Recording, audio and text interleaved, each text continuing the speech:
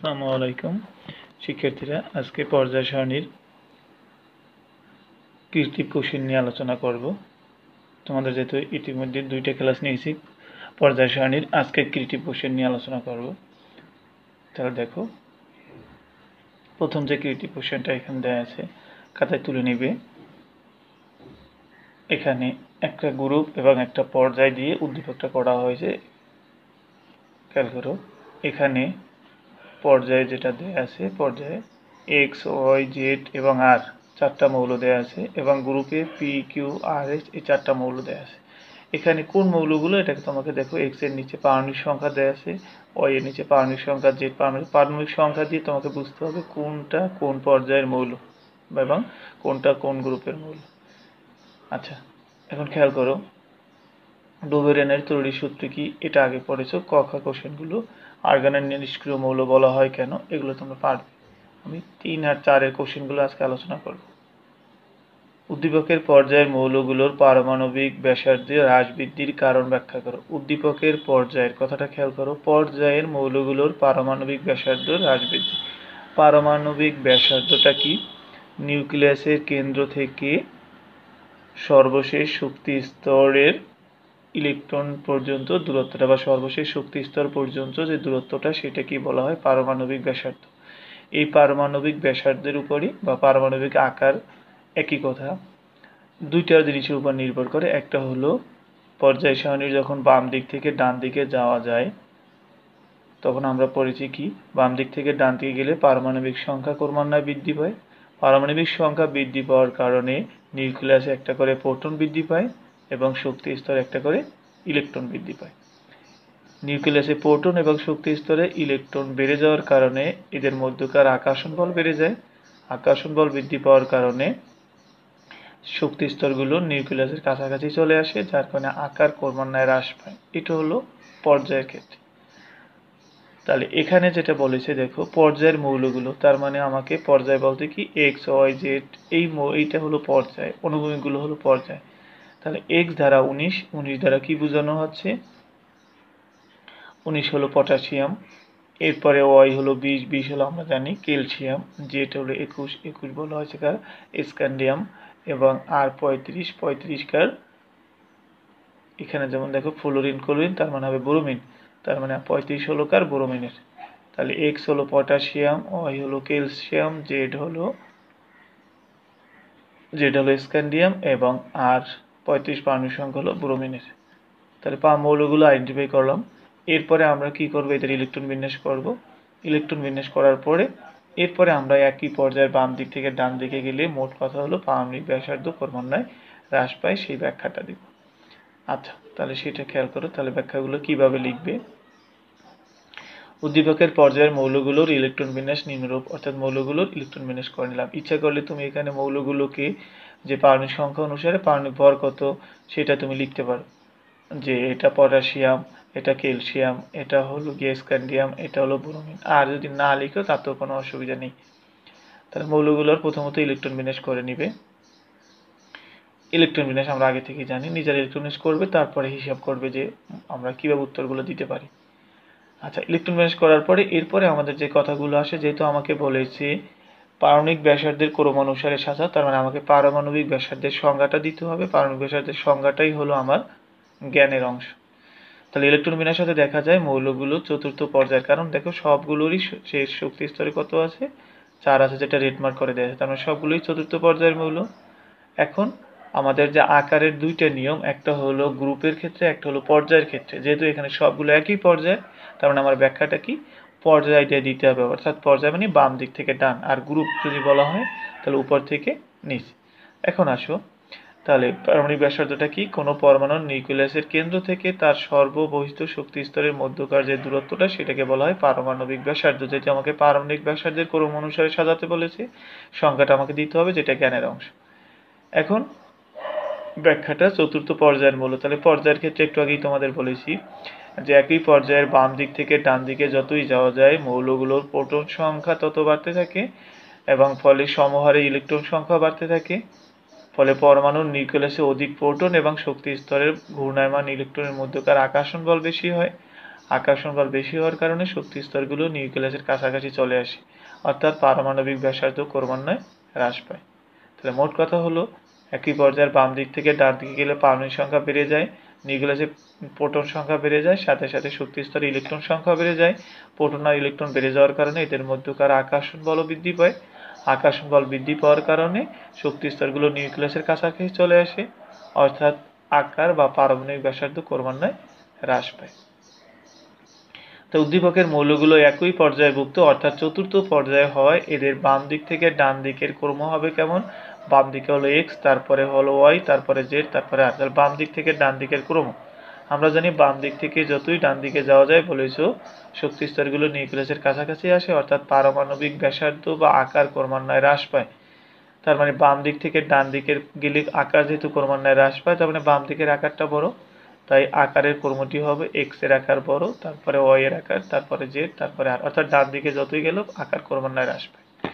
এখন একই জিনিস তোমাকে যদি বলে আয়নীকরণ শক্তির ক্রম অনুসারে সাজাও, ইলেকট্রন আসক্তির ক্রম অনুসারে সাজাও, তড়িৎ ঋণাত্মকতার ক্রম অনুসারে সাজাও, তাহলে তোমাকে এই আকার পর্যন্ত লিখতে হবে। আকার পর্যন্ত লেখার পরে তারপরে আয়নীকরণ শক্তির সংজ্ঞা দিবে, যেটা আগের ক্লাসে তোমাদের বলেছি। আয়নীকরণ শক্তির সংজ্ঞা যে গ্যাসীয় মৌলের কোনো মৌলের 1 মোল গ্যাসীয় পরমাণু থেকে 1 মোল ইলেকট্রন অপসারণ করে 1 মোল ধনাত্মক আয়নে পরিণত করতে যে পরিমাণ শক্তির প্রয়োজন তাকে বলা হয় আয়নীকরণ শক্তি। আয়নীকরণ শক্তি একটা পর্যাবৃত্ত ধর্ম, যেটা পর্যাবৃত্ত ধর্ম এটা পরমাণুর আকারের উপর নির্ভর করে। আকার যদি হ্রাস পায় আয়নীকরণ শক্তি বৃদ্ধি পায়। তাই উদ্দীপকের মৌলটির আকারের ক্রম হলো এরকমের, আকারের ক্রম যদি এরকম হয় তার মানে আয়নীকরণ শক্তির ক্রম হবে কি তার উল্টোটা, অর্থাৎ আর এর আকার, তাহলে আর এর আয়নীকরণ শক্তি বেশি, তারপর জেড, তারপরে ওয়াই, তারপর এক্স। অর্থাৎ বলেছিলাম আকারের সাথে বাকি সবগুলো সম্পর্কই বিপরীত। যদি ইলেকট্রন আসক্তির ক্রম অনুসারে সাজাতে বলে তাহলে একই কথা, ইলেকট্রন আসক্তির সংজ্ঞা দিবে। সংজ্ঞা দেওয়ার পরে ইলেকট্রন আসক্তি একটা পর্যাবৃত্ত ধর্ম এবং এটাও পরমাণুর আকারের উপর নির্ভর করে। আকার যত হ্রাস পাবে ইলেকট্রন আসক্তি তত বৃদ্ধি পাবে, তাহলে আকারের যে ক্রম হবে ইলেকট্রন আসক্তির ক্রম হবে তার বিপরীত। একইভাবে তড়িৎ ঋণাত্মকতার সংজ্ঞা দিবে। সংজ্ঞা দেওয়ার পরে বলবে তড়িৎ ঋণাত্মকতা পরমাণুর একটা কি পর্যাবৃত্ত ধর্ম, এটা পরমাণুর আকারের উপর নির্ভর করে। আকার যত হ্রাস পাবে তড়িৎ ঋণাত্মকতা তত বৃদ্ধি পাবে। যেহেতু আকারের ক্রম এরকমের তাই তড়িৎ ঋণাত্মকতার ক্রম তার বিপরীত হবে। তাহলে মোট কথা হলো, আগেও বলেছি যে এই চ্যাপ্টারে তুমি পারমাণবিক ব্যাসার্ধ বা আকার অনুসারে যদি সাজাতে পারো তাহলে বাকিগুলো পারবে।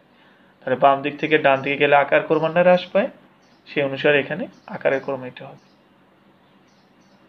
ওকে, দ্বিতীয় কোশ্চেনটা দেখো।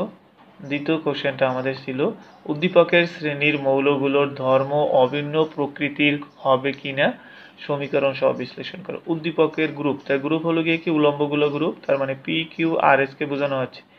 এই গ্রুপের মৌলগুলোর ধর্ম একই হবে না ভিন্ন হবে। আমরা মূলত জানি একই গ্রুপের মৌলগুলোর ধর্ম একই থাকে, এই জন্যই তো পর্যায় সারণীর তৈরি করা, যে একই গ্রুপের মৌলগুলো তাদের রাসায়নিক ধর্ম, তাদের রাসায়নিক বৈশিষ্ট্য সবগুলোর সেম থাকে, সবাই একই রকমের রাসায়নিক বিক্রিয়ায় অংশগ্রহণ করবে। তার মানে এখানে অবশ্যই অভিন্ন হবে কিনা, অবশ্যই অভিন্ন হবে বা একই হবে। কেন হবে সেই ব্যাখ্যাগুলো আমাকে দিতে হবে। তাহলে এখানে পি কিউ আর এস এটা কোন দেখো, পি কিউ আর এস এই করে বলা হচ্ছে, তাহলে এটা যদি আর হলো ব্রোমিন 35, তাহলে ব্রোমিনের উপরে জানো হ্যালোজেন মৌলগুলো কি ফ্লোরিন, ক্লোরিন, ব্রোমিন, আয়োডিন, অর্থাৎ পি হলো ফ্লোরিন, কিউ হলো ক্লোরিন, আর ব্রোমিন, এস হলো আয়োডিন।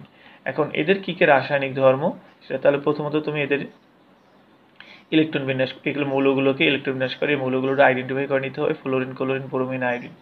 এখন কথা হলো কখনো আমরা মৌলগুলোকে আইডেন্টিফাই করি কখনো করি না। যেহেতু আমি এখানে 17 নম্বর গ্রুপের মৌলগুলো, অর্থাৎ এখানে গ্রুপটা আইডেন্টিফাই করা আমার দরকার, কারণ এখানে যেহেতু রাসায়নিক বিক্রিয়া আমাকে লিখতে হবে, পি দিয়ে তো তুমি রাসায়নিক বিক্রিয়া লিখতে পারবে না। এখানে পি মানে কি ফ্লোরিন, ফ্লোরিনকে লিখতে হবে রাসায়নিক বিক্রিয়ার জন্য। তার মানে যে সকল ক্ষেত্রে রাসায়নিক বিক্রিয়ার কথাটা আসবে সেক্ষেত্রে তোমাকে অবশ্যই মৌল আইডেন্টিফাই করে নিতে হবে। আর যদি রাসায়নিক বিক্রিয়া উত্তরে লেখার কোনো দরকার না হয়, যেমন আগের কোশ্চেনটা উত্তরে রাসায়নিক বিক্রিয়া লেখার দরকার হয়নি, শুধু বাম দিক থেকে ডানের প্রশ্নটা ছিল, এই জন্য এখানে আমি মৌলগুলো আইডেন্টিফাই করিনি। তুমি যদি ইচ্ছা করো মৌলগুলো আইডেন্টিফাই করে না তাহলে কোনো অসুবিধা নেই, কিন্তু যে ক্ষেত্রে রাসায়নিক বিক্রিয়া আসবে সেখানে অবশ্যই তোমাকে কি করতে হবে, মৌলকে আইডেন্টিফাই করে নিতেই হবে। আচ্ছা, তাহলে এখন খেয়াল করো উত্তরটা কি হবে। উদ্দীপকের গ্রুপের মৌলগুলোর ইলেকট্রন বিন্যাস আমরা পি ও 9 কিউ 17, আর হলো 35, এস হলো 53। কীভাবে পেলাম? কারণ আমরা জানি এখানে পর্যায় সারণীর মৌলগুলোর পারমাণবিক সংখ্যা এরকম। তাহলে ইলেকট্রন বিন্যাস করার পরে দেখো সবগুলোরই শেষ শক্তি স্তরে 5 আর 2 7, 5 আর 2 7, 5 আর 2 7, 5 আর 2 7টা ইলেকট্রন, তার মানে এস আর পি অরবিটাল থাকার কারণে সবাই 17 নম্বর গ্রুপের মৌল। কারণ জানো এস ও পি অরবিটাল থাকলে তার মোট ইলেকট্রনের সাথে 10 যোগ করে গ্রুপ নির্ণয় করতে হয়। তাহলে ইলেকট্রন বিন্যাসের সাথে দেখা যায় মৌলগুলোর সর্বশেষ কক্ষপথে এস ও পি অরবিটাল বিদ্যমান, তাই এরা প্রতীকী 17 নং গ্রুপের। তাহলে এখন আসি, তাহলে পি কিউ আর এস হলো 17 নম্বর গ্রুপের মৌল কি? Fluorine, chlorine, bromine, iodine. যদিও আর একটা জানো, ফ্লোরিন, ক্লোরিন, ব্রোমিন, আয়োডিন, অ্যাসিটাইন, এবার অর্গানেশন, এগুলো হলো এই ফ্লোরিন, ক্লোরিন, ব্রোমিন, আয়োডিন, অ্যাসিটাইন। আর অ্যাসিটাইন এখানে নেয়নি, তার কারণে আমরা 4টা নিয়েছি। পর্যায় সারণীর 17 নং গ্রুপের মৌলগুলোর ধর্ম অভিন্ন প্রকৃতির যে হয়, এটা জানি। একই গ্রুপের মৌলগুলো অভিন্ন প্রকৃতির হবে, আগেই বলেছি। এর ব্যাখ্যাটা কি কি, অর্থাৎ এরা কোন কোন রাসায়নিক বিক্রিয়ায় অংশগ্রহণ করে এবং কি করে। বলেছিলাম 17 নং গ্রুপের মৌলগুলো তারা দ্বিমৌল অণু গঠন করে। দ্বিমৌল অণু অধীনে বলেছি একই একটা অণুর ভিতরে 2টা পরমাণু থাকবে এবং একই ধরনের 2টা পরমাণু। যেমন দেখো ফ্লোরিন F2, তার মানে ফ্লোরিন একটা অণুতে 2টা ফ্লোরিনের পরমাণু আছে।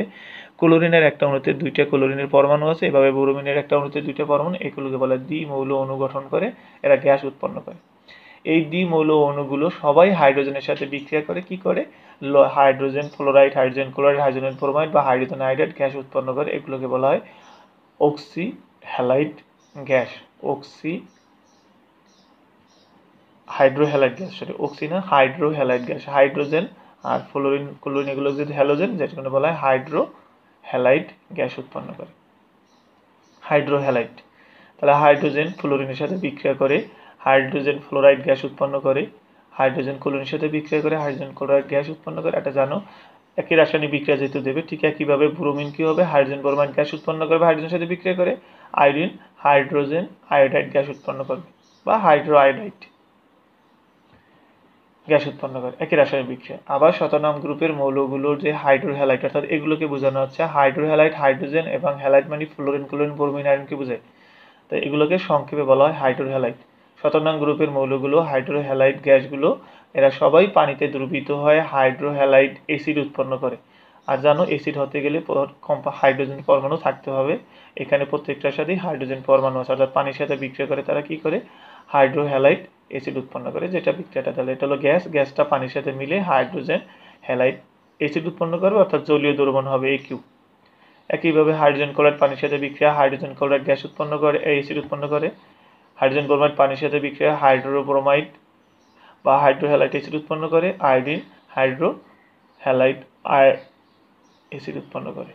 তার মানে 17 নম্বর গ্রুপের এই গ্যাসগুলো সবাই হাইড্রোজেনের সাথে বিক্রিয়া করে হাইড্রোহ্যালাইড গ্যাস উৎপন্ন করে। এই হাইড্রোহ্যালাইড গ্যাসগুলো পানির সাথে বিক্রিয়া করে সবগুলোই কি? হাইড্রোহ্যালাইড অ্যাসিড উৎপন্ন করে। 2 নম্বর বৈশিষ্ট্য হলো এই 17 নম্বর গ্রুপের হাইড্রোহ্যালাইড অ্যাসিড সমূহ, আর এটা আগেও পড়েছে, এইটে যে কোনো অ্যাসিড ধাতুর কার্বনেটের সাথে বিক্রিয়া করে বা কার্বনের সাথে বিক্রিয়া করে কি উৎপন্ন করে? লবণ, পানি ও কার্বন ডাইঅক্সাইড উৎপন্ন করে।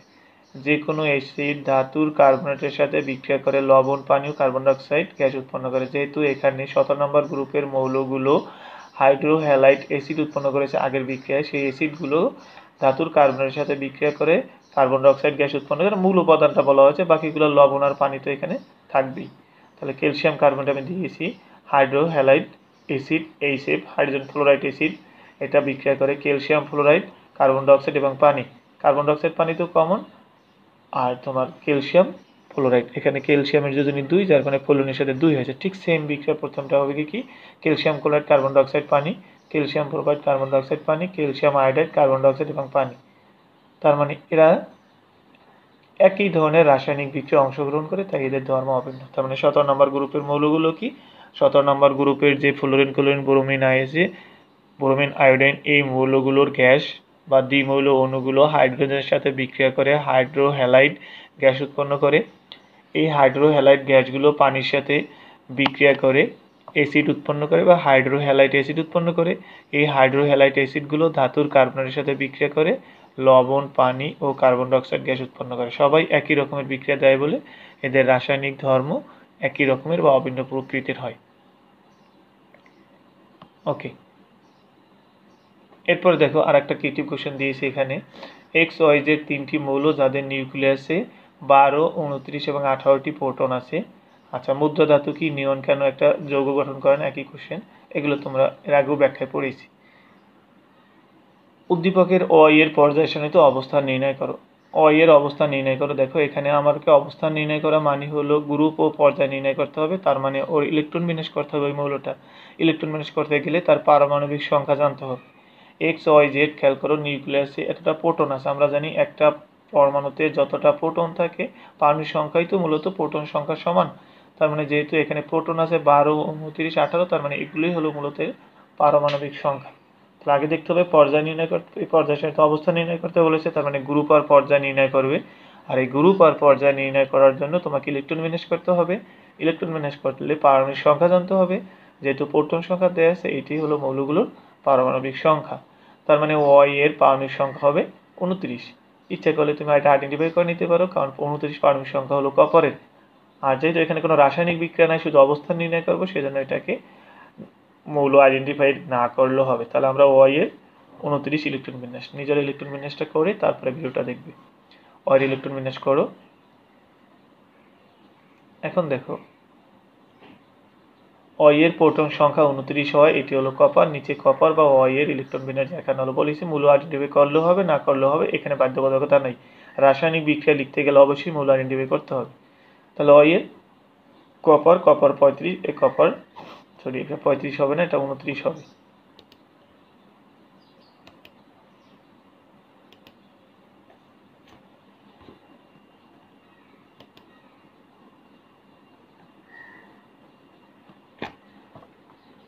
এখানে 29 হবে, 29-এর ইলেকট্রন বিন্যাস করে না।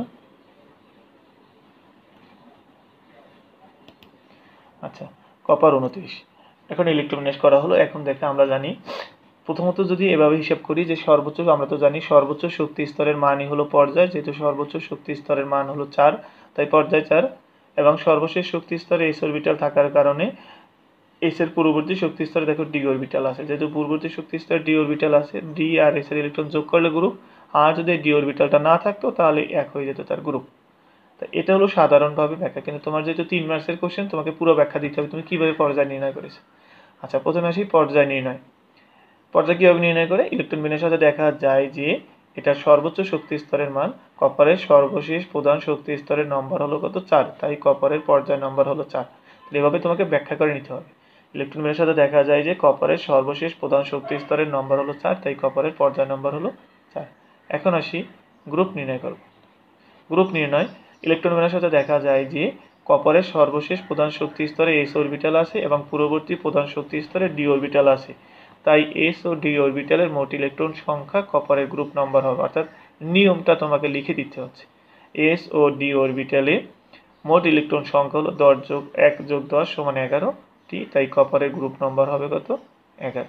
সুতরাং কপার পর্যায় সারণীর 4 নং পর্যায়ে 11 নং গ্রুপে অবস্থিত। এভাবে কোনো মৌলের অবস্থান যদি তোমাকে আলাদা করে নির্ণয় করতে বলে, তাহলে এভাবে গ্রুপ আলাদা করে গ্রুপ পর্যায় আলাদা করে নির্ণয় করে ব্যাখ্যা দিবে। তাহলে অবস্থান নির্ণয় করার ক্ষেত্রে বিষয়টা বুঝতে পেরেছি। সর্বশেষ শক্তি স্তর নম্বর হলো পর্যায়, 4 নম্বর পর্যায়, এবং এস থাকলে পূর্ববর্তী শক্তি স্তরে ডি অরবিটাল থাকলে ডি আর এর যোগ করলে গ্রুপ নির্ণয় করতে হয়, তাই গ্রুপ হবে 11। তাহলে এভাবে লেখাটা তোমরা লিখে রাখবে যে কিভাবে কোন প্রশ্ন উত্তর কিভাবে দিতে হয়। আর আজকে যে ভিডিওটা, প্রত্যেকটা এই চ্যাপ্টারের যতগুলো সিস্টেমের প্রশ্ন থাকতে পারে সবগুলোতে আছে, এগুলো প্র্যাকটিস করলেই হবে।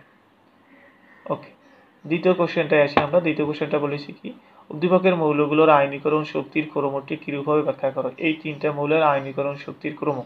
আমরা জানি যে আয়নীকরণ শক্তি, তড়িৎ ঋণাত্মকতা, ইলেকট্রন আসক্তি যা অনুসারে সাজাতে বলুক না কেন, আমাকে কি করতে হবে, আকার অনুসারে আগে সাজাতে হবে, কারণ আকারের সাথে এই সবগুলোর সম্পর্ক বিপরীত। তাহলে আকার সাজিয়ে জাস্ট আমি তার উল্টো করে লিখে দিলেই হলো। তাহলে আমাকে আকার অনুসারে সাজাতে গেলে সবগুলোর কি গ্রুপ মানে দেখতে হবে যে ইলেকট্রন ম্যাচ করে তারা কি একই গ্রুপের নাকি একই পর্যায়ে। অনেক সময় একই গ্রুপে সবগুলো থাকে, একই পর্যায়ে থাকে, অথবা মিলানো থাকতে পারে। এই জন্য আমাকে কি করতে হবে, এক্স ওয়াই জেড 3টা মৌলের আগে ইলেকট্রন ম্যাচ করতে হবে। এক্স হলো 12, ওয়াই হলো 29, জেড হলো 18। তুমি ইচ্ছে করলে মৌলগুলো আইডেন্টিফাই করে নিতে পারো। এক্স 12 হলো ম্যাগনেসিয়াম, এটা হলো কপার, জেড হলো কি 18, 18 হলো আর্গনের। তাহলে তুমি আগে ইলেকট্রন বিন্যাস করো, গ্রুপ বন্ড নির্ণয় করো, তারপরে আমার ভিডিওটা দেখবে। উদ্দীপকের মৌল তিনটির প্রোটন সংখ্যা যথাক্রমে 12, 29 আর 18 হওয়ায় মৌল তিনটি হবে ম্যাগনেসিয়াম, কপার এবং আর্গন। এখানেও কপার আসলে 35 আসছে, এখানে 35 হবে না, তো জানোই এটা 29 হবে। তাহলে প্রথমে নিজেরা ইলেকট্রন বিন্যাস করে নাও সবগুলোর, এরপরে এখানে আসো। তাহলে ইলেকট্রন বিন্যাস দেখানো হলো, ম্যাগনেসিয়াম ইলেকট্রন বিন্যাস করেছো, কপারের আর্গন ইলেকট্রন বিন্যাস করেছো। আগে আমাকে দেখতে হবে এরা কোন গ্রুপের কোন পর্যায়ে, কারণ আকার নির্ণয় করতে হলে গ্রুপ পর্যায়ে জানতে হবে। তবে এখানে গ্রুপ পর্যায়ে নির্ণয় করার জন্য তোমাকে ওই আগের ব্যাখ্যা যেতে হবে না, কারণ যেহেতু এখানে তুমি আয়নীকরণ শক্তির ব্যাখ্যা দিবে, এই জন্য এখানে অবস্থান কিভাবে নির্ণয় করেছো সেই ব্যাখ্যা যেতে হবে না। ম্যাগনেসিয়ামের সর্বশেষ শক্তি স্তর হলো 3, তাই এটা তৃতীয় পর্যায়ের মৌল। কপারের সর্বশেষ শক্তি স্তরের মান 4, তাই এটা চতুর্থ পর্যায়ের মৌল। আর্গনের সর্বশেষ শক্তি স্তরের মান হলো 3, তাই এটা তৃতীয় পর্যায়ের মৌল। ওকে, সেটাই লিখছি। ম্যাগনেসিয়াম ইলেকট্রন বিন্যাসের সাথে দেখা যায় এটা ম্যাগনেসিয়াম 3 নম্বর পর্যায়ের মৌল। যেহেতু এস 3 নম্বর সর্বশেষ শক্তি স্তরে এস অরবিটাল আছে, পূর্ববর্তী শক্তি স্তরে ডি অরবিটাল নাই, তাই এটা 2 নম্বর গ্রুপে। এটা সর্বশেষ শক্তি স্তরে এস অরবিটাল থাকলেও ডি অরবিটাল পূর্ববর্তী শক্তি স্তরে ডি অরবিটাল আছে, তাই এটা গ্রুপ হবে 10 আর 1 11। আর এটার এস আর পি অরবিটালে এস আর পি থাকলে তো আর কিছু দেখার নিয়ম নাই। এস ও পি অরবিটাল থাকলে এস ও পি অরবিটালের মোট ইলেকট্রন হলো 6 2 8, তার মানে গ্রুপ হবে কত? 18। তাহলে আমরা গ্রুপ এবং পর্যায় নির্ণয় করে ফেলবো, এভাবে ব্যাখ্যায় যেতে হবে না। এখন আসি আকার অনুসারে সাজাতে গিয়ে দেখো 3 নম্বর পর্যায়ে, অর্থাৎ দুইটা একই পর্যায়ে, ম্যাগনেসিয়াম এবং আর্গন একই পর্যায়ে, কিন্তু কপার হলে কি ভিন্ন পর্যায়ে। তার মানে আমাকে এখানে একই পর্যায়ে আছে, আবার গ্রুপ ভিন্ন পর্যায়ে, মানে কি তারা গ্রুপ ভিন্ন আছে, অর্থাৎ দুই সিস্টেম দিয়ে ব্যাখ্যা দিতে হবে। প্রথমত যদি আমি এটা হিসাব করি, ম্যাগনেসিয়াম, কপার এবং আর্গনের ভিতরে আমরা জানি একই পর্যায়ের বাম দিক থেকে ডান দিকে গেলে আগের মতোই কথাটা লিখবে, বাম দিক থেকে ডান দিকে গেলে পারমাণবিক সংখ্যা বৃদ্ধি পায়, পারমাণবিক সংখ্যা বৃদ্ধির সাথে সাথে নিউক্লিয়াস একটা করে প্রোটন বৃদ্ধি পায়, শক্তি স্তর একটা করে ইলেকট্রন বৃদ্ধি পায়, যার কারণে প্রোটনও এবং ইলেকট্রনের ভিতর আকর্ষণ বল বেড়ে যায়। আকর্ষণ বল বেড়ে যাওয়ার কারণে শক্তি স্তরগুলো নিউক্লিয়াসের কাছাকাছি চলে আসে, এই জন্য আকার ক্রমান্বয়ে হ্রাস পায়। এটা বাম দিক থেকে ডান দিকে গেলে। আর একই গ্রুপের উপর থেকে নিচের দিকে গেলে তোমার কি হবে, পারমাণবিক সংখ্যা বেড়ে যায়। সেক্ষেত্রেও পারমাণবিক সংখ্যা বেড়ে যাওয়ার কারণে প্রোটন, নিউক্লিয়াসের প্রোটন, শক্তি স্তরে ইলেকট্রন বেড়ে যাবে এবং আকর্ষণ বল বেড়ে যাবে। আকর্ষণ বল বেড়ে যাওয়ার কারণে যতটুকু আকার হ্রাস পায়, শক্তি স্তর বেড়ে যাওয়ার কারণে আকার তার থেকে বেশি বেড়ে যায়। এজন্য মূলত আকার উপর থেকে নিচের দিকে গেলে গ্রুপের আকার বৃদ্ধি পায়। তাহলে যেহেতু এখানে ম্যাগনেসিয়াম, কপার এবং আর্গনের ভিতরে গ্রুপ কার পর্যায় কার বেশি, কপারের, তার মানে কপার নিচের দিকের মৌল, কারণ পর্যায় কম মানে উপরের দিকে, পর্যায় বেশি মানে কি নিচের দিকে। তাহলে এই মৌল তিনটার ভিতরে কপার পর্যায় সারণী তুলনামূলকভাবে কি নিচের দিকে অবস্থান করে বা নিচের দিকে অবস্থিত, তাই কপারের আকার সবচেয়ে বড়। বাকিটা হলো ম্যাগনেসিয়াম এবং আর্গনের ভিতরে দেখো দুইটাই একই পর্যায়ে, কিন্তু একই পর্যায়ে হওয়ার পর এটা 2 নং গ্রুপের, এটা 18 নম্বর গ্রুপের। তাহলে 2 নম্বর গ্রুপের মৌলটা পর্যায় সারণীর বাম দিকে এবং 18 নম্বর গ্রুপটা পর্যায় সারণীর ডান দিকে। তাহলে আমরা কি জানি, বাম দিক থেকে ডান দিকে গেলে আকার ক্রমান্বয়ে কি হ্রাস পায়। তাহলে ম্যাগনেসিয়াম বাম দিকের এবং আর্গন ডান দিকে। বাম দিকে ডান দিকে বুঝতে পেরেছি, কারণ যার গ্রুপ কম সে বাম দিকে, যার গ্রুপ বেশি সে ডান দিকে। তাহলে ম্যাগনেসিয়াম বাম দিকের মৌল, আর্গন ডান দিকের মৌল, তাই ম্যাগনেসিয়ামের আকার বড়, আর্গনের আকার ছোট। ফাইনালি কি হলো, কপার সবচেয়ে বড়, কারণ তার পর্যায় বেশি, সে পর্যায় সারণীর নিচের দিকে। ম্যাগনেসিয়াম, আর্গন একই পর্যায়ের হওয়ার পরেও যেহেতু ম্যাগনেসিয়াম পর্যায় সারণীর বাম দিকে, আর্গন ডান দিকে, তাই ম্যাগনেসিয়ামের আকার বড়, আর্গনের আকার ছোট। তাহলে কপার সবচেয়ে বড়, তারপরে হবে ম্যাগনেসিয়াম, তারপরে হবে আর্গন। সেটাই দেখো এখানে লিখেছি। একই পর্যায়ের বাম দিক থেকে ডান দিকে যাওয়া যায়, মৌলের প্রোটন সংখ্যা তত বাড়তে থাকে, ক্রমহারে ইলেকট্রন সংখ্যা বাড়তে থাকে, ফলে পরমাণু নিউক্লিয়াসে অধিক প্রোটন এবং বহিঃস্তরে গুণামান ইলেকট্রনের মধ্যে আকর্ষণ বল বেশি হয়, ফলে শক্তি স্তরগুলো নিউক্লিয়াসের কাছাকাছি এসে যায়, অর্থাৎ পারমাণবিক ব্যাসার্ধ ক্রমান্বয়ে হ্রাস পায়। পরমাণুর ব্যাসার্ধ কমে আকার ছোট হয়ে যায়, কিন্তু একই গ্রুপের উপর থেকে নিচের দিকে গেলে নিউক্লিয়াসের প্রোটন সংখ্যা এবং বাইরের শক্তি স্তরে ইলেকট্রন সংখ্যা বৃদ্ধির জন্য আকর্ষণ বৃদ্ধি হয়ে পরমাণুর আকার যতটুকু হ্রাস পায়, নতুন শক্তি স্তর যোগ হওয়ার কারণে পরমাণুর আকার তার থেকে বেশি বৃদ্ধি পায়। অর্থাৎ পর্যায় সারণীর বাম থেকে ডান দিকে গেলে পরমাণুর আকার হ্রাস পায় এবং পর্যায় সারণীর উপর থেকে নিচের দিকে গেলে পরমাণুর আকার ক্রমান্বয়ে বৃদ্ধি পায়। ম্যাগনেসিয়াম এবং আর্গন পর্যায় সারণীর তৃতীয় পর্যায়ের এবং কপার হলো চতুর্থ পর্যায়ের মৌল। কপার অপেক্ষাকৃত নিচের পর্যায়ে অবস্থিত হওয়ায় এর আকার সবচেয়ে বড়। অপরদিকে ম্যাগনেসিয়াম ও আর্গন এর ক্ষেত্রে ম্যাগনেসিয়াম একই পর্যায়ের বাম দিকে, আর্গন একই পর্যায়ের ডান দিকে হওয়ায় আর্গনের আকার ম্যাগনেসিয়াম থেকে ম্যাগনেসিয়াম আকার বড় এবং আর্গনের আকার ছোট, সুতরাং আকারের ক্রম হবে কপার সবচেয়ে বড়, তারপর ম্যাগনেসিয়াম, তারপরে আর্গন। এখন আমাকে যেহেতু আয়নীকরণ শক্তি বলেছে, আয়নীকরণ শক্তির সংজ্ঞা দিবে। জানো আয়নীকরণ শক্তির সংজ্ঞাটা কি? কোনো গ্যাসীয় মৌলের 1 মোল গ্যাসীয় পরমাণু থেকে 1 মোল ইলেকট্রন অপসারণ করে 1 মোল ধনাত্মক আধানে পরিণত করতে যে পরিমাণ শক্তি প্রয়োজন হয় সেটাকে বলা হয় আয়নীকরণ শক্তি। আয়নীকরণ শক্তি একটা পর্যাবৃত্ত ধর্ম, এটা পরমাণুর আকারের উপর নির্ভর করে। যেহেতু আকারের ক্রম হলো এটা, তাহলে আয়নীকরণ শক্তি তার বিপরীত। তার মানে আর্গনের আয়নীকরণ শক্তি সবচেয়ে বেশি, তারপরে ম্যাগনেসিয়াম, তারপরে কপার। জাস্ট এটাই উত্তর।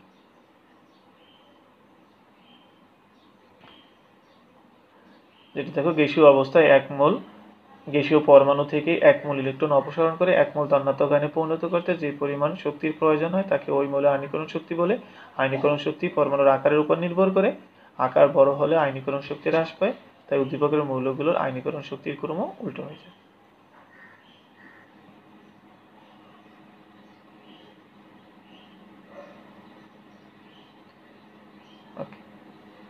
এরপর দেখো দ্বিতীয় আর একটা কোশ্চেন, এটা একটা ক্রিটিক কোশ্চেন, 3 নম্বর যেটা দিয়েছে। দেখো, এটা একটা পর্যায় সারণীর খণ্ডিত অংশ দেখানো হচ্ছে।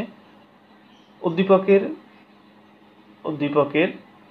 এ গ্রুপটির ধাতব ক্রমের ব্যাখ্যা করো। এ গ্রুপের ধাতব ক্রমটি, এটা গ্রুপের ধাতবের কথা বলা হয়েছে।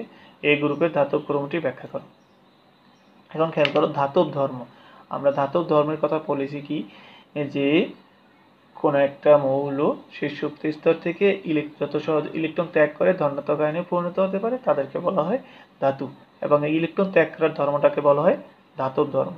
এবং এই ধাতব ধর্ম আগে বলেছি পরমাণুর আকারের উপর নির্ভর করে, কারণ সবকিছু আকারের উপর নির্ভর করে।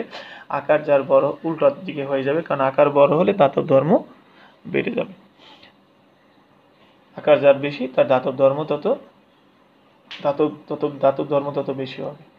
তাই সেটা দেখো, উদ্দীপকের এই গ্রুপের মৌলগুলো হলো হাইড্রোজেন, লিথিয়াম, সোডিয়াম। এই গ্রুপের মৌলগুলো, কারণ এখানে দেখো গ্রুপের মৌলগুলো বুঝতে পেরেছো কিনা, দেখো এখানে হাইড্রোজেন, তারপরে ওয়াই দিয়েছে, তারপরে সোডিয়াম। তার মানে কি এটা 1 নম্বর গ্রুপের মৌল hydrogen, lithium, sodium, potassium, rubidium.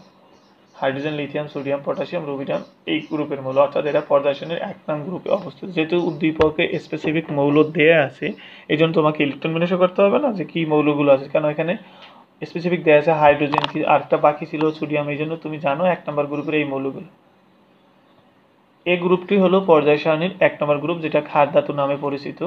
এখন এই ক্ষার ধাতুর গুলোর আকার পরিবর্তন হওয়ার কারণে ধাতু ধর্ম কিভাবে হয়। তা ধাতু ধর্ম কি, যে সকল মৌল 1 বা একাধিক ইলেকট্রন ত্যাগ করে ধনাত্মক আয়নে পরিণত হয় তাদেরকে ধাতু বলে। ধাতুর ইলেকট্রন ত্যাগের এই ধর্মকে ধাতব ধর্ম বলে।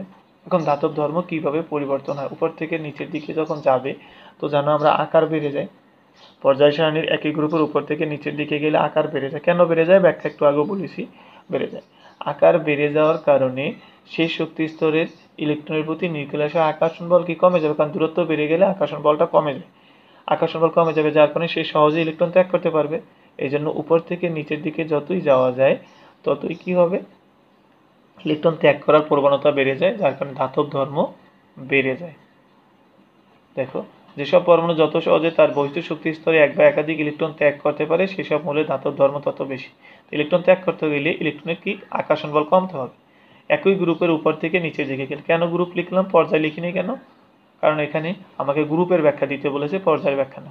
একই গ্রুপের উপর থেকে নিচের দিকে গেলে নিউক্লিয়াসের প্রোটন সংখ্যা এবং বাইরের শক্তি স্তরে ইলেকট্রন সংখ্যা বৃদ্ধির জন্য আকর্ষণ বল বেড়ে যায়, এবং আকর্ষণ বল বেড়ে যাওয়ার কারণে পরমাণুর আকার যতটুকু কমে যায় নতুন শক্তি স্তর যোগ হওয়ার কারণে পরমাণুর আকার তার থেকে আরও বেশি বেড়ে যায়, অর্থাৎ পরমাণুর আকার ক্রমান্বয়ে বেড়ে যায়। আকার বেড়ে যাওয়ার কারণে নিউক্লিয়াসে ইলেকট্রনের প্রতি নিউক্লিয়াসের আকর্ষণ বল কমে যায়, যার কারণে সে সহজে ইলেকট্রনটা ছেড়ে দিতে পারে।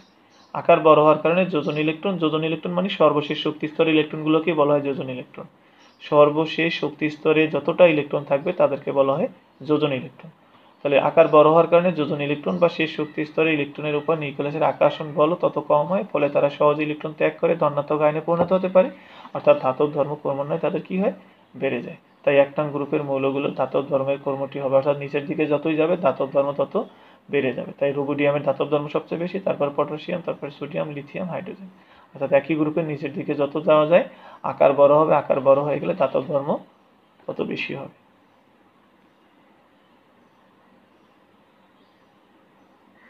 এরপর দেখো দ্বিতীয় প্রশ্নটা কি বলেছি, উদ্দীপকের এ ও সি গ্রুপ দুটি সক্রিয়তার ক্রম পরস্পরের বিপরীত। সক্রিয়তা অনেকটা ধাতব ধর্ম, সেম জিনিসই, তবে সক্রিয়তার বিষয়টা হলো কে কত সহজে রাসায়নিক বিক্রিয়ায় অংশগ্রহণ করতে পারে। 1 নম্বর গ্রুপের এ ও সি গ্রুপ, 1 নম্বর গ্রুপের এই মৌলগুলো হলো এ গ্রুপে, এখানে যদি সোডিয়াম বলেছে এটা 1 নম্বর, সোডিয়াম হাইড্রোজেন এরা 1 নম্বর গ্রুপের মৌল ছিল। সি এর কথা বলেছে, দেখো সি বলেছে কিউ আর আর, এই মৌলগুলো কি তুমি বুঝতে পারতেছো না, এখান থেকে তখন দেখবে কি হয় আগে বা পরে। দেখো পরের ডি গ্রুপটা দেওয়া আছে, এটা এ নিয়ন, এ আর আর্গন, তার মানে একটা নিষ্ক্রিয় মৌলের গ্রুপ। ডি গ্রুপটা হলো নিষ্ক্রিয় গ্রুপ, তার ডি গ্রুপের আগের গ্রুপটা হবে কি হ্যালোজেনের গ্রুপ। আবার বলি এটা নিয়ন, আর্গন, ক্রিপ্টন, জিনন যেহেতু দেওয়া আছে তার মানে এটা নিষ্ক্রিয় মৌলের গ্রুপ বা 17 নম্বর গ্রুপের মৌল, 18 নম্বর গ্রুপের মৌল, তো নিষ্ক্রিয় মৌল, তার মানে আগের গ্রুপটা কি 17 নম্বর, তার মানে এটা কি হ্যালোজেন মৌল, তার মানে সি গ্রুপটা হলো হ্যালোজেন গ্রুপ। আর এ তো আগেই দেখেছো সোডিয়াম হাইড্রোজেন, যার কারণে কি ক্ষার ধাতুর গ্রুপ, এটা অধাতুর গ্রুপ মূলত, এটা হলো ধাতুর গ্রুপ। এখন তো দেখেছি যে ধাতুর ক্ষেত্রে উপর থেকে যখন নিচের দিকে যাওয়া যায় ধাতুতে ইলেকট্রন ছেড়ে দেবে, সে যত সহজে ইলেকট্রন ছেড়ে দিতে পারে যার কারণে তার সক্রিয়তা ধীরে ধীরে বাড়বে, ধাতব ধর্ম বাড়া মানে তার সক্রিয়তা ধীরে ধীরে বাড়বে। আর এটা অধাতু, 17 নম্বর গ্রুপের মৌলগুলো হ্যালোজেনের অধাতু, অধাতু হওয়ার কারণে অধাতুগুলো কি করবে, ইলেকট্রন গ্রহণ করে ঋণাত্মক আয়নে পরিণত হবে, যার কারণে এরা যতই নিচের দিকে যাওয়া যায় এক্ষেত্রেও আকার বেড়ে যাবে, এটাও বেড়ে যায় এটাও বেড়ে যায়, কারণ গ্রুপের নিচের দিকে গেলে আকার বেড়ে যাবে ঠিকই, বেড়ে গেলে আকর্ষণ বল কমে যাওয়ার কারণে সহজে ইলেকট্রন ছাড়তে পারবে, আর এটা আকার বেড়ে যাওয়ার কারণে আকর্ষণ বল কমে যাবে, আকর্ষণ বল কমে গেলে ইলেকট্রন সহজে গ্রহণ করতে পারবে না, যার কারণে এর সক্রিয়তা ধীরে ধীরে কমে যাবে। আবার বলি এরা ধাতুর গ্রুপ, এরা হলো অধাতুর গ্রুপ, ধাতুর ক্ষেত্রে ইলেকট্রন ত্যাগ করে যার কারণে আকর্ষণ বল কমে গেলে ইলেকট্রন ত্যাগ করা সহজ হয় বলে সক্রিয়তা ধীরে ধীরে বাড়ে। আর অধাতুর ক্ষেত্রে যেহেতু ইলেকট্রন গ্রহণ করে আকর্ষণ নিচের দিকে গেলে আকর্ষণ বল কমে যায়, আকর্ষণ বল কমে যাওয়ার কারণে ইলেকট্রন সহজে গ্রহণ করতে পারে না বলে এদের সক্রিয়তা ধীরে ধীরে হ্রাস পায়। এখন দেখো এখানে কয়টা দেওয়া আছে, 17 নম্বর গ্রুপের মৌলগুলো 1 2 3 4টা গ্রুপ, তার মানে আমার কি 17 number group fluorine, chlorine, bromine, iodine, এই 4টার কথা বলা হচ্ছে। আচ্ছা তাহলে উত্তরটা কি, উদ্দীপকের সি গ্রুপের মৌলগুলো হলো ফ্লোরিন, ক্লোরিন, ব্রোমিন, আয়ন, এটা 17 নম্বর গ্রুপের মৌল। কিভাবে বুঝছি, 18 নম্বর গ্রুপও, কারণ হিলিয়াম নিয়ন দেখে বুঝতে পেরেছি তার আগের গ্রুপ অবশ্যই 17 নম্বর গ্রুপ হবে, অর্থাৎ এরা পর্যায় সারণীর 17 নম্বর গ্রুপে অবস্থিত। সি গ্রুপটি হলো পর্যায় সারণীর গ্রুপটি হলো পর্যায় সারণীর 17 নম্বর গ্রুপে, যা অধাতু অর্থাৎ হ্যালোজেন নামে পরিচিত। এখানে আমার ধাতু অধাতু দিয়ে তো সক্রিয়তা দিতে হবে, তাই অধাতু যেহেতু তার মানে তারা কি করবে, ইলেকট্রন গ্রহণ করে, ইলেকট্রন গ্রহণ করলে হয় ইলেকট্রন আসক্তি, ইলেকট্রন আসক্তি অধাতুর সক্রিয়তার একটি পরিমাপক। পরমাণু সর্বস্থ স্তরে যত সহজে একটি ইলেকট্রন গ্রহণ করে ঋণাত্মক আয়নে পরিণত করা যায়, ইলেকট্রন আসক্তির মানও তত বেশি এবং সক্রিয়তা তত বেশি। যত সহজে ইলেকট্রন গ্রহণ করতে পারবে তার ইলেকট্রন আসক্তি বেশি হবে এবং সক্রিয়তা তত বেশি হবে। আবার ইলেকট্রন আসক্তি পরমাণুর আকারের উপর নির্ভর করে, পরমাণুর আকার যত বড় হয় সর্বস্থ শক্তি স্তরে ইলেকট্রন গ্রহণ করা তত কঠিন হয়, কারণ আকার বড় হয়ে গেলে আকর্ষণ বল কমে যাবে, যার কারণে সহজে ইলেকট্রন গ্রহণ করতে পারবে না এবং ইলেকট্রন আসক্তি তত কি হবে, হ্রাস পেয়ে যাবে। একই গ্রুপের উপর থেকে নিচের দিকে গেলে নিউক্লিয়াসের প্রোটন সংখ্যা এবং বাইরের শক্তি স্তরে ইলেকট্রন সংখ্যা বৃদ্ধির কারণে আকর্ষণ বলও বৃদ্ধি পায়, আকর্ষণ বল বেড়ে যাওয়ার কারণে পরমাণুর আকার যতটুকু হ্রাস পায়, নতুন শক্তি স্তর যোগ হওয়ার কারণে পরমাণুর আকার তার চেয়ে বেশি বৃদ্ধি পায়, তাই পরমাণুর আকার ক্রমান্বয়ে বৃদ্ধি পায়। আকার বৃদ্ধি পাওয়ার কারণে তোমার কি হবে, আকর্ষণ বল কমে গেলে অর্থাৎ ইলেকট্রন আসক্তিও কি হয়ে যায়, ক্রমশ কমে যায়। ইলেকট্রন আসক্তি যখন কমে যায় তখন ইলেকট্রন গ্রহণ করার প্রবণতাও কমে যায়, কারণ আকর্ষণের কারণে তো ইলেকট্রন গ্রহণ করবে, যেহেতু আকর্ষণ বল কমে গেছে তাই ইলেকট্রন আসক্তিও কি কমে যায়। তার মানে পর্যায় সারণীর একই পর্যায়ের অধাতুর ক্ষেত্রে উপর থেকে নিচের দিকে গেলে ইলেকট্রন আসক্তি হ্রাস পায়, মানে পরমাণু সহজে ইলেকট্রন গ্রহণ করতে পারে না, অর্থাৎ সক্রিয়তাও ক্রমান্বয়ে হ্রাস পায়। তাই 17 নম্বর গ্রুপের মৌলগুলোর সক্রিয়তার ক্রমটি হবে নিচের দিকে যাবে, সক্রিয়তা কমবে, তার মানে ফ্লোরিনের সক্রিয়তা বেশি উপরটা, তারপরে ক্লোরিন, তারপরে ব্রোমিন, তারপরে আয়োডিন। আর এ গ্রুপের মৌলগুলো হলো হাইড্রোজেন, লিথিয়াম, সোডিয়াম, পটাশিয়াম, রুবিনেট, এগুলো যেহেতু ধাতু, হাইড্রোজেন বাদে সবগুলোই ধাতু, আর ধাতু হওয়ার কারণে তারা নিচের দিকে যতই যাবে আকার বেড়ে যাবে, আকার বেড়ে গেলে আকর্ষণ বল কমে যাবে, আকর্ষণ বল কমে গেলে খুব সহজে ইলেকট্রন ত্যাগ করে ধনাত্মক আয়নে পরিণত হতে পারবে, অর্থাৎ সক্রিয়তা ধীরে ধীরে বেড়ে যাবে। তাই লেখা আছে দেখো, ক্ষার ধাতু নামে পরিচিত, আয়নীকরণ শক্তি ধাতুর সক্রিয়তার একটি পরিমাপক, পরমাণুর সর্ববহিস্থ স্তর থেকে যত সহজে একটি ইলেকট্রন অপসারণ করে ধনাত্মক আয়নে পরিণত করা যায় তার আয়নীকরণ শক্তির মানও তত বেশি এবং সক্রিয়তা তত আয়নীকরণ শক্তির মান তত কম এবং সক্রিয়তা তত বেশি। আয়নীকরণ শক্তি পরমাণুর আকারের উপর নির্ভর করে। পরমাণুর আকার যত বড় হয় সর্ববহিঃস্থ শক্তি স্তর থেকে ইলেকট্রন অপসারণ করাও তত সহজ হয় এবং আয়নীকরণ শক্তি হ্রাস পায়। একই গ্রুপের উপর দিকে নিচের দিকে গেলে ওই একই কথা, প্রোটন সংখ্যা এবং বাইরের শক্তি স্তরে ইলেকট্রন সংখ্যা বৃদ্ধির জন্য আকর্ষণ বল বৃদ্ধি পায়। আকর্ষণ বল বৃদ্ধি পাওয়ার কারণে পরমাণুর আকার যতটুকু হ্রাস পায়, শক্তি স্তর বেড়ে যাওয়ার কারণে পরমাণুর আকার তার চেয়ে বেশি বৃদ্ধি পায়, অর্থাৎ পরমাণুর আকার ক্রমশ বৃদ্ধি পায়। আকার বৃদ্ধি পাওয়ার কারণে আয়নীকরণ শক্তি ক্রমান্বয়ে কি হবে, হ্রাস পাবে, কারণ আকার বেড়ে যাওয়ার কারণে আকর্ষণ বল কমে গেছে। আকর্ষণ বল কমে গেলে আয়নীকরণ শক্তিও কমে যায়, ইলেকট্রন আসক্তিও কমে যায়। ভিন্নতাটা হলো আয়নীকরণ শক্তি যত কম হবে ইলেকট্রন তত সহজে ছাড়তে পারে, এই জন্য সক্রিয়তা বাড়ে। আর ইলেকট্রন আসক্তি কম হলে ইলেকট্রন সহজে গ্রহণ করতে পারে না, যার কারণে তার সক্রিয়তাটা কমে।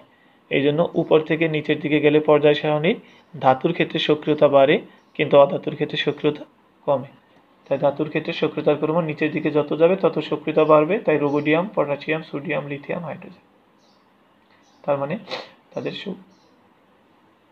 সক্রিয়তার ক্রম পরস্পরের বিপরীত। আবার বলি, আকারের সাথে তোমার ইলেকট্রন আসক্তি, আয়নীকরণ শক্তি, তড়িৎ ঋণাত্মকতা বিপরীত ধর্ম। ধাতব ধর্ম আর সক্রিয়তার বিষয়টা একটু খেয়াল করে দেখবে। ধাতব ধর্ম মানে ইলেকট্রন ত্যাগ করবে। ইলেকট্রন ত্যাগ করতে পারে ওই সকল মৌল যাদের শেষ শক্তি স্তরে ইলেকট্রনের প্রতি আকর্ষণ বল কম। আকর্ষণ বল কমে কখন, যখন পর্যায় সারণীর উপর থেকে নিচের দিকে যাওয়া যায়, আকার বেড়ে যায়, মানে আকর্ষণ বল কমে যায়। এই জন্য উপর থেকে নিচের দিকে গেলে আকর্ষণ বল কমে যাওয়ার কারণে আয়নীকরণ শক্তি কমে, মানে কম শক্তি দিয়েই তার একটা ইলেকট্রন ছেড়ে দিতে পারে, এই জন্য তার সক্রিয়তা বাড়ে। আর অধাতুর ক্ষেত্রে উপর থেকে নিচের দিকে গেলে একই কথা, আকার বেড়ে যায়। আকার বেড়ে গেলে আকর্ষণ বল কমে যাবে, কিন্তু আকর্ষণ বল কমে গেলে সেই তো ইলেকট্রন গ্রহণ করতে হবে। ইলেকট্রন গ্রহণ করতে তখন আকর্ষণ বল কম দেখে ইলেকট্রন গ্রহণ করতে পারবে না, এই জন্য তার সক্রিয়তা ধীরে ধীরে কমে যায়। এখন দেখো, এটা নিজেরা করবে, উদ্দীপকটা তুলে নিবে, তারপরে কোশ্চেনগুলো খেয়াল করো। মৌলের নাম, ইলেকট্রন সংখ্যা। এখানে পি হচ্ছে হ্যালোজেন গ্রুপের সবচেয়ে হালকা মৌল। হ্যালোজেন গ্রুপ জানো, fluorine, chlorine, bromine, iodine, astatine. সবচেয়ে হালকা কি, ফ্লোরিন, কারণ ফ্লোরিনের পারমাণবিক সংখ্যা হলো 9, তার মানে এন হলো 9। আবার বলি, এখানে ইলেকট্রন সংখ্যা বলেছে, এন দ্বারা ইলেকট্রন বোঝানো হচ্ছে। পি হচ্ছে হ্যালোজেন গ্রুপের সবচেয়ে হালকা মৌল। হ্যালোজেন গ্রুপগুলো হলো 17 number group, fluorine, chlorine, bromine, iodine, astatine. সবচেয়ে হালকা কি, ফ্লোরিন, কারণ ফ্লোরিনের পারমাণবিক সংখ্যা কম, তাহলে এফ হলো পি যে মৌলটা, এন, এন হবে ফ্লোরিন, কারণ সবচেয়ে হালকা মৌল 9। তাহলে এটা যদি 9 হয়, 9 বিয়োগ 5 তার মানে কত, 4, তার মানে 5 কিউ হবে, 5, 5 মানে বোরন। আর 9 বিয়োগ 5 তার মানে 4, 4 হলো গিয়ে কার পারমাণবিক ইলেকট্রন সংখ্যা, 4 কার, 4 হলো লিথিয়াম, বেরিলিয়াম, বিই, আর হলো বেরিলিয়াম। আচ্ছা, তাহলে এটা হবে, বুঝতে পেরেছি, ইলেকট্রন সংখ্যা 9, হ্যালোজেনের সবচেয়ে হালকা মৌল, তার মানে এটা হলো ফ্লোরিন। ফ্লোরিন 9, 9 থেকে এটা বিয়োগ করলে হবে 5, এটা বিয়োগ করলে 4, তার মানে এটা হবে 9, এটা হবে 5, এটা হবে 4। সেই হিসাবে দেখবে মৌলগুলো কি কি, এটা বুঝতেই পারো। এটা ফ্লোরিন, এটা হবে গিয়ে বোরন, এটা হবে বেরিলিয়াম। উদ্দীপকের মৌল তিনটির পারমাণবিক ব্যাসার্ধ এবং তড়িৎ ঋণাত্মকতার ক্রম একই হবে কিনা, একই কখনই হবে না, কারণ পারমাণবিক ব্যাসার্ধের সাথে তড়িৎ ঋণাত্মকতা, ইলেকট্রন আসক্তি এবং আয়নীকরণ শক্তি বিপরীত সম্পর্ক। তাহলে তুমি পারমাণবিক ব্যাসার্ধ লিখবে, প্রথমত কি করবে, এদের ইলেকট্রন বিন্যাস করবে। ইলেকট্রন বিন্যাস করার পরে দেখবে তারা একই গ্রুপের নাকি একই পর্যায়ে, সেই অনুসারে আকার দেখবে, আকারে ক্রম সাজাবে, তারপরে তড়িৎ ঋণাত্মকতার সংজ্ঞা দিবে। সংজ্ঞা দেওয়ার পরে বলবে, যেহেতু তড়িৎ ঋণাত্মকতা একটা পর্যাবৃত্ত ধর্ম, পরমাণুর আকার হ্রাস পেলে তড়িৎ ঋণাত্মকতা বৃদ্ধি পায়, তাই আকারের ক্রম যেটা হবে, তড়িৎ ঋণাত্মকতার ক্রম তার বিপরীত হবে। আচ্ছা, তারপর দেখো, ইলেকট্রন করে গ্রুপ না পর্যায়ে সেটা তোমরা পেয়ে যাবে, সেই অনুসারে ইলেকট্রন করতে হবে। আর একটা ক্রিয়েটিভ কোশ্চেন দিয়েছি, এখানে দুইটা চিত্র দেওয়া আছে পারমাণবিক সংখ্যা, অর্থাৎ এই পক্ষ বরাবর পারমাণবিক সংখ্যা দেওয়া আছে, এখানে যেটা দেওয়া আছে দেখো গ্রাফটা উপরের দিকে যাচ্ছে, তার মানে পারমাণবিক সংখ্যা ধীরে ধীরে বেড়ে যাচ্ছে।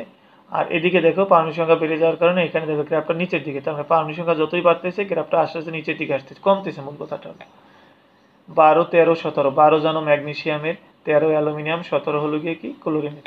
উদ্দীপকের চিত্র দ্বারা একটি উল্লিখিত মৌলগুলোর আয়নীকরণ শক্তি এবং অপরটির আকারের পরিবর্তন। আমরা জানি আয়নীকরণ শক্তি এবং আকার পরস্পরের বিপরীত, তার মানে আয়নীকরণ শক্তি যেখানে বাড়ে আকার সেখানে ধীরে ধীরে হ্রাস পায়, তার মানে অবশ্যই একটা আয়নীকরণ শক্তি এবং অপরটা কি, আকারের পরিবর্তন নির্দেশ করে। এখন আসি ম্যাগনেসিয়াম, অ্যালুমিনিয়াম, এটা তোমরা যদি ইলেকট্রন বিন্যাস করো তোমরা দেখবে সবগুলোই হলো তৃতীয় পর্যায়ের মৌল। তৃতীয় পর্যায়ের মৌল, কিন্তু এটা 2 নম্বর গ্রুপ, এটা 3 নম্বর গ্রুপ, এটা 17 নম্বর গ্রুপের মৌল। এখন আমরা জানি একই গ্রুপের বাম দিক থেকে যদি পর্যায়, এখানে সবারই পর্যায় হলো 3, তাহলে একই পর্যায়ের বাম দিক থেকে যতই ডান দিকে যাওয়া যায় পারমাণবিক সংখ্যা বেড়ে যাওয়ার কারণে নিউক্লিয়াসে ইলেকট্রন প্রোটন বেড়ে যায়, শক্তি স্তরে ইলেকট্রন বেড়ে যায়, মূল কথা হলো আকর্ষণ বল বেড়ে যায়। আকর্ষণ বল বেড়ে যাওয়ার কারণে আকার ক্রমান্বয়ে হ্রাস পায়। তার মানে এটা ডান দিকে যতই যাওয়া যাচ্ছে পারমাণবিক সংখ্যা যতই বেড়ে যাবে ততই আকার ক্রমান্বয়ে তাদের কি হবে, হ্রাস পাবে। তার মানে দ্বিতীয় চিত্রটা এই যে আকার ধীরে ধীরে হ্রাস পাবে নিচের দিকে, যতই সামনের দিকে যাচ্ছ আকার এই যে কমে যাচ্ছে। তার মানে দ্বিতীয় চিত্রটা তোমার কি পরমাণুর আকার নির্দেশ করে, ম্যাগনেসিয়াম, অ্যালুমিনিয়াম এবং ফ্লোরিনের আকার নির্দেশ করে। পারমাণবিক সংখ্যা বেড়ে যাওয়ার কারণে ধীরে ধীরে তার আকার কমে যাচ্ছে। আর আকার যদি কমে যায়, আর আয়নীকরণ শক্তির কথাটা আমরা জানি, সেই শক্তি স্তরে ইলেকট্রন ত্যাগ করে ধনাত্মক আয়নে পরিণত হতে। আকার বেড়ে গেলে এখানে পরে তোমরা কি করবে, আয়নীকরণ শক্তির সংজ্ঞা দিবে, তারপরে বলবে আয়নীকরণ শক্তি পর্যাবৃত্ত ধর্ম, এটা পরমাণুর আকারের উপর নির্ভর করে। আকার যত কম হবে আয়নীকরণ শক্তি তত বেশি হবে। তার মানে এখানে দেখো ডান দিকে গেলে আকার কমে যায়, আকার কমে গেলে আয়নীকরণ শক্তি ধীরে ধীরে বেড়ে যাবে। তার মানে দ্বিতীয় চিত্রটা আকারের ক্রম নির্দেশ করে, প্রথম চিত্রটা আয়নীকরণ শক্তির ক্রম নির্দেশ করে। এই ব্যাখ্যাটা দিবে। তার মানে মূল কথাটা হলো আয়নীকরণ শক্তি এবং আকারের ক্রম অনুসারে সাজালি, তারপরে দেখবে আয়নীকরণ শক্তি ধীরে ধীরে বেড়ে যাচ্ছে এদের, তার মানে প্রথম চিত্রটা সমর্থন করে। আর আয়নীকরণ এটার আকার ধীরে ধীরে হ্রাস পাচ্ছে, তার মানে দ্বিতীয় চিত্রটাকে সমর্থন করে। এই ব্যাখ্যাটা লিখবে। উপরে যে কোশ্চেনগুলো বলেছি ওইভাবেই পুরোটার ব্যাখ্যা দিবে। একটা কোশ্চেন দিয়েছি, সোডিয়াম এবং নিয়নের মধ্যে কোনটির আকার বড়?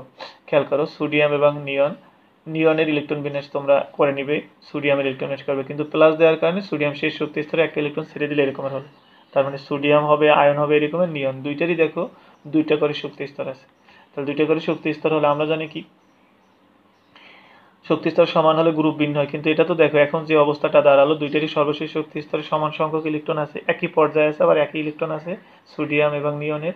তাহলে কিভাবে ব্যাখ্যাটা দিবে? এরকম আয়ন যদি আসে তাহলে ব্যাখ্যাটা হলো, খেয়াল করবে দুইটাই যদিও পর্যায়ে এখন সমান নির্দেশ করে, কিন্তু সোডিয়ামের ক্ষেত্রে 11টা প্রোটন এবং ইলেকট্রন আছে কয়টা, 10টা, কারণ একটা ছেড়ে দিয়েছে। 11টা প্রোটন এবং 10টা ইলেকট্রন। আর নিয়নের ক্ষেত্রে কি 10টা প্রোটন 10টা ইলেকট্রন আছে। তার মানে সোডিয়াম প্লাস আয়নের ইলেকট্রন এবং ইলেকট্রন বেশি এবং প্রোটন হয়তো সমান সংখ্যক। তার মানে সোডিয়ামের ক্ষেত্রে প্রোটন বেশি এবং নিয়নের ক্ষেত্রে প্রোটন কি কম। তার মানে সোডিয়াম প্লাস আয়নের ক্ষেত্রে আকর্ষণ বলটা বেশি হবে। আকর্ষণ বল বেশি হওয়ার কারণে সোডিয়াম প্লাস আয়নের আকার ছোট এবং নিয়নের আকার তুলনামূলকভাবে বড় হবে। আবার বলি, আয়নের ক্ষেত্রে তুমি হিসাব করবে ইলেকট্রন প্রোটন দিয়ে। সোডিয়াম প্লাস আয়নের 11টা প্রোটন, কারণ প্রোটন তো কখনো কমে বাড়ে না। সোডিয়ামের 11টা প্রোটন আছে এবং একটা ইলেকট্রন ছেড়ে দেওয়ার কারণে 10টা ইলেকট্রন আছে। নিয়নের 10টা ইলেকট্রন 10টা প্রোটন আছে। তার মানে নিয়নের থেকে সোডিয়ামের প্রোটন একটা বেশি আছে, যার কারণে সোডিয়াম প্লাস আয়নের ইলেকট্রনের প্রতি আকর্ষণ বল বেশি হবে। শক্তি স্তরে ইলেকট্রনের প্রতি আকর্ষণ বল বেশি হবে। আকর্ষণ বল বেশি হওয়ার কারণে আকার তুলনামূলকভাবে কি নিউক্লিয়াস ছোট হয়ে যাবে, বা তাই নিয়নের থেকে সোডিয়াম প্লাস আয়নের আকার কি ছোট, তাহলে Na প্লাস আয়নের আকার ছোট হবে। তাই এই পর্যন্তই। এই কোশ্চেনগুলো যদি ঠিক মতো মোটামুটি পড়তে পারো তাহলে এই চ্যাপ্টারে এই কোশ্চেনগুলোই আসে, এর বাইরে কোনো কোশ্চেন আসে না। তোমরা এখন যে কোনো কোশ্চেন সলভ করতে পারবে যদি এগুলো সলভ করতে পারো। তোমাদের সবাইকে ধন্যবাদ। এরপরের ক্লাসে আমরা ফিজিক্সের 5 নম্বর অধ্যায়টা আলোচনা করব। আল্লাহ হাফেজ।